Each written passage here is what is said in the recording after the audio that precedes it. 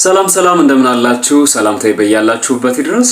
እንዳው ጧት ለጸሎት ስትነሱ አንድ ሌባ ቤታችሁ ገብቶ ብታገኙት ምን ታደርጉታላችሁ?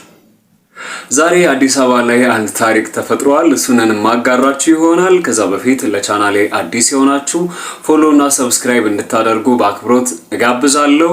መልካም ቆይታ ይሁንላችሁ። በመዲናችን አዲስ አበባ አንድ ብልህ እናት ሌባን በቤቷ ውስጥ ቆልፋ ለፖሊስ ያስረከበችበትን ሁኔታ እንመለከታለን።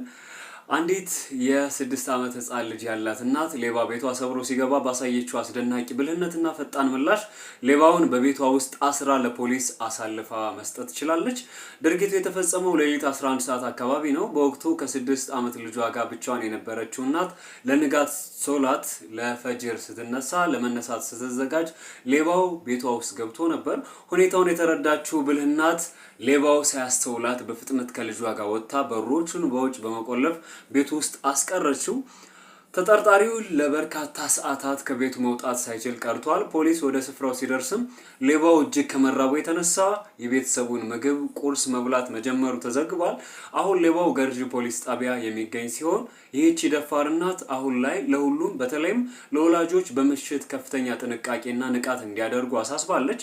የተለያዩ ቤቶች ቆሻሻ እንጥላለን እያሉ በተለያየ ምክንያት እያጤኑ በሌሊት ይሰርቃሉ።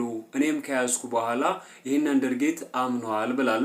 ማህበረሰቡ ከእንደዚህ አይነት ታዳጊ ልጆች እንዲጠነቀቅም እመክራለሁ ብላለች። ሐሳቡን ወይም ድርጊቷን እንዴት አገኛችሁት? እናንተ ብትሆኑ ምን ታደርጋላችሁ? ኮሜንት ላይ አስፍሩልኝ። ሰላምና ጤና፣ ደስታና ፍቅር በምድራችን ይስፈን። ሰላም።